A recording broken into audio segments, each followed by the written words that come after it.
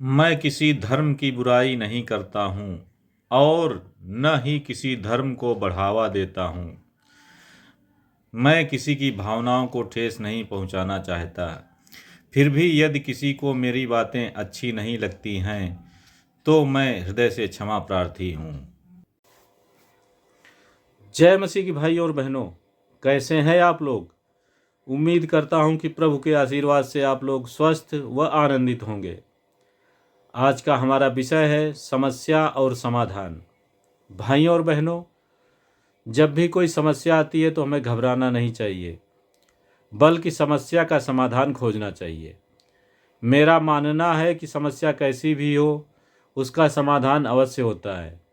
और अगर किसी समस्या का समाधान पता चल जाता है तो समस्या समस्या नहीं रह जाती है। समस्या अचानक से सामने आ जाए या फिर हमारे सामने धीरे धीरे उत्पन्न हो, उसका समाधान अवश्य होता है। समस्याएं एक प्रकार की परीक्षा ही होती हैं। यदि हम समस्या से घबराकर उसका समाधान नहीं खोजते हैं तो हम परीक्षा में असफल हो जाते हैं, और यदि समस्या का मजबूती से सामना करते हैं और उसका हल खोज लेते हैं तो हम परीक्षा पास कर लेते हैं। समस्या का सकारात्मक पक्ष यह है कि जब हम समस्या में होते हैं तो हमें अपने करीबी लोगों में से जो लोग हमारे वास्तविक शुभचिंतक हैं उनकी पहचान हो जाती है, क्योंकि जो लोग समस्या में आपका साथ देते हैं और सहयोग करते हैं वही हमारे असली हितैषी है।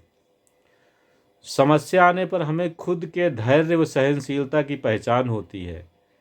मेरा व्यक्तिगत मानना है कि समस्याएं अगर नहीं होंगी तो जीवन जीने का असली आनंद नहीं आएगा, क्योंकि समस्याओं के आने पर हम खुद और दूसरों को परखने का मौका मिलता है। हम अंदर से कितने मजबूत हैं इसका पता चलता है, क्योंकि सोना कितना अच्छा है इसका पता सोने को तपाने के बाद पता चलता है। सोना जब तपाया जाता है तो उसकी चमक और कीमत दोनों बढ़ जाती है। इसी प्रकार से समस्याएं हमको मजबूत करती हैं। मेरे विचार से जो लोग महापुरुष होते हैं या जिनको हम सफल मानते हैं, वे कभी न कभी किसी न किसी रूप में समस्याओं का सामना करके ही आगे बढ़े हैं।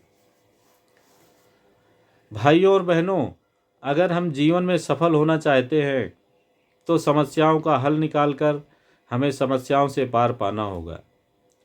समस्याएं एक प्रकार से हमारे जीवन की बाधाएं हैं। इन बाधाओं को पार करने की बजाय यदि हम हार मानकर बैठ जाएंगे तो हम कभी भी सफल नहीं हो सकते हैं।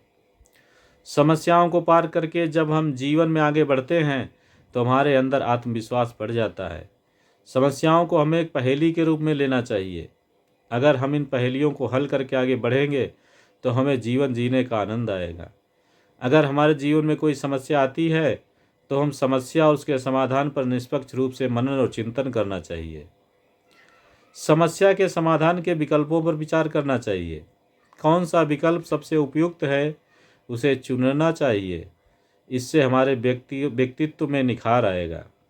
अगर कोई समस्या है तो अपने करीबी लोगों और बुजुर्ग लोगों से सलाह मशविरा करना चाहिए, क्योंकि हो सकता है कि जिस प्रकार की समस्या वर्तमान समय में हमारे सामने है उसी प्रकार की समस्या का सामना किसी और ने किया हो और उसका अनुभव हमारे काम आ सकता है।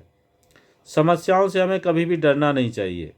समस्याएं हमें मजबूत करती हैं।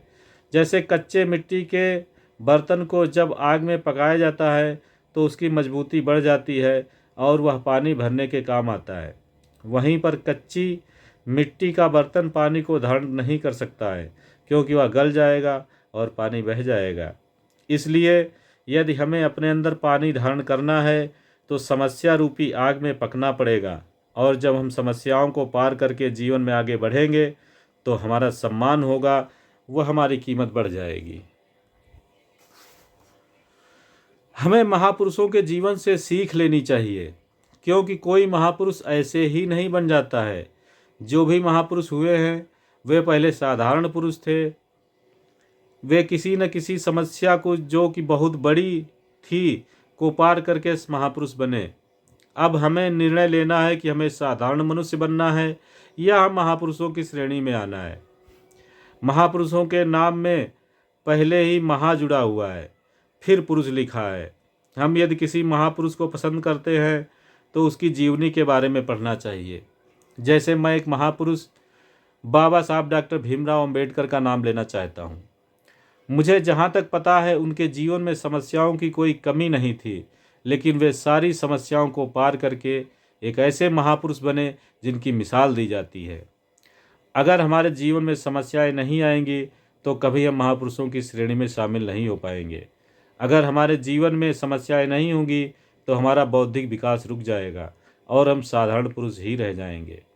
अंत में मैं यही कहना चाहूँगा कि समस्याएं कितनी बड़ी होंगी, उसको पार करने के बाद खुशी भी उतनी ही ज़्यादा होगी। समस्याओं के आने पर हम परेशान हो जाने की अपेक्षा उनका समाधान खोजना चाहिए और महापुरुष बनने की ओर एक कदम बढ़ाना चाहिए। और हाँ, मेरा महापुरुष कहने का मतलब यह नहीं है कि हमारा नाम इतिहास में दर्ज हो तभी हम महापुरुष कहलाएंगे। हमें अपने घर, मोहल्ले और गांव, शहर में महापुरुष बनने का प्रयास करना चाहिए। यदि आप मेरे चैनल पर नए हैं तो मेरे चैनल को सब्सक्राइब करें। वीडियो पसंद आने पर वीडियो को शेयर करें, लाइक करें व कमेंट करें। आप मेरे विचार किस विषय पर जानना चाहते हैं कमेंट बॉक्स में लिख सकते हैं। इसी के साथ मैं अपना वीडियो समाप्त करता हूँ। जय मसीह की भाइयों और बहनों।